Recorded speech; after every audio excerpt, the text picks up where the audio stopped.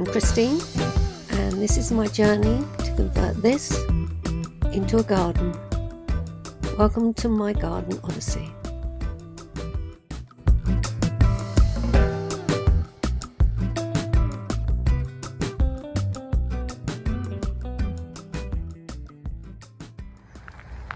This is all the things that I've pulled out from under the hedge. Brambles, rubbish, including 2 chairs, a battery, a load of rope, wire, metal, football, mug, cutlery. These are all the branches that I've pulled out from underneath the hedge. This is some of the green stuff that I've pulled out. More twigs. Small pile of rubble. Haven't really tackled the rubble yet. As you can see from over there, there's a pile of rubble and concrete.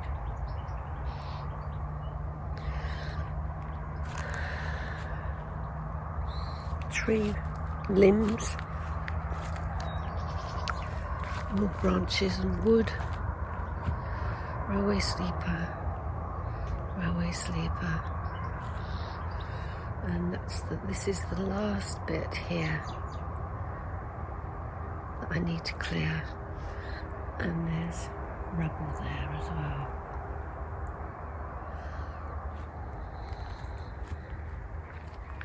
I think today I'm going to start looking at these concrete pads and see how far they extend, how big they are. I don't think they're very big, but we'll see. It's interesting that there's nothing much growing between that pad and what is obviously a pad here. To see a piece of concrete there.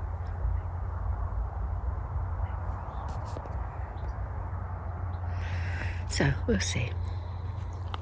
Lovely morning. I'm out here this morning to have another go at this hedge line from the other side. It's not a very nice day, so I want to get as much done as I can before the rain starts. Inside the back garden here, it's just a little area from the railway sleeper across here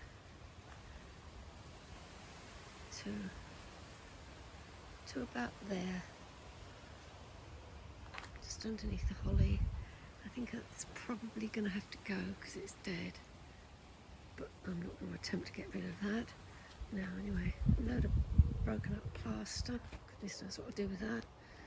The old crisp packet, always nice. But today I'm going to approach it from the other side, so I'm going to take you around to the other side. Be a bit careful because the ground's really uneven. I don't want to go toppling over. So that's the end of this line of a hedge which starts over there, and then there's this gap here. These are weeds. Let's find out what they are. And then there's this other piece of garden here, but I don't call this the back garden. But this is the other side of that hedge line, which is pretty overgrown. I think if I can, there's lots of hemlock as well. If I can get rid of just this piece here, I think, just that bit this morning, I shall be pleased with that. And it's just really hacking out the taller stuff. The small stuff will stay for now, but just to give it a little bit of light under there. Okay, wish me luck. Oh, it's a big job. And I can only do a little bit at a time.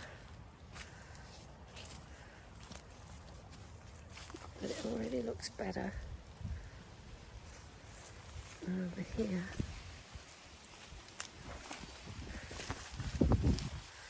This will give you an idea of the hemlock problem. I can't actually see how far up that's gone, but that base is probably about 10 centimetres, if not 20, right at the base in diameter. So that bit's a bit of a challenge. I'm going to have a go at this lot here next. See if I can get that out. Oh, panting a bit after all that.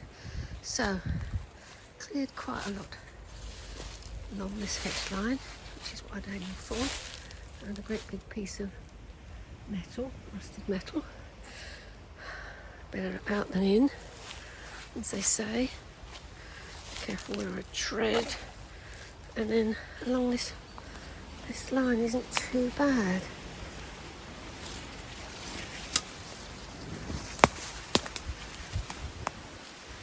If I look back, it's probably easier to see that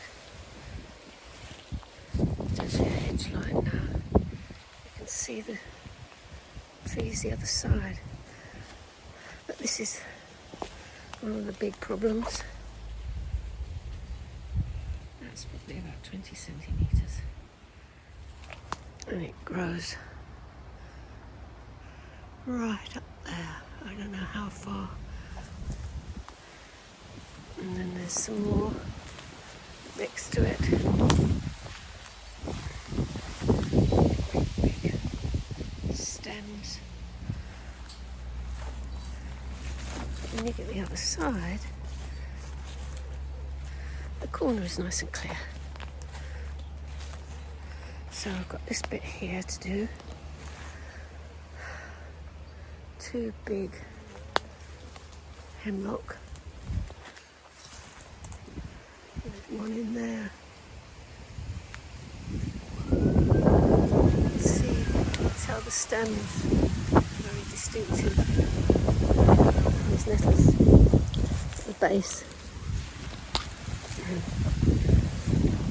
That hedge line looks good. Let's take a photo. Some of these hemlock stems are just too big to easily get out. Down here. And then I've just spotted a tall hemlock in there. I'll see if I can get it at this base. Got it.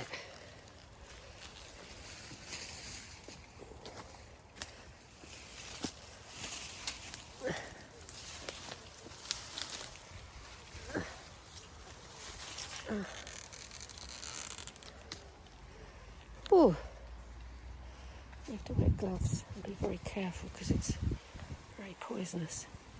My basic tools, secateurs, used rarely. Mattock and pickaxe, rubber gloves. And this is the pile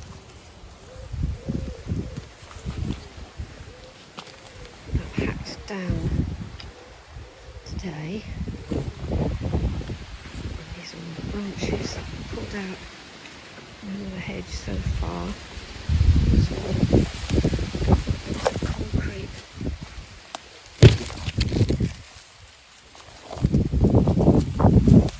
But there we go.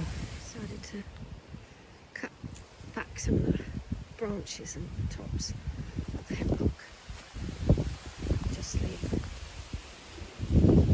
base stems, which I'll attack some other time. Possibly with a saw, because they're so big. It's got rid of the worst of the overhang. There's some fresh stuff coming through there. Thought I'd take a closer look at this pile of plaster. It's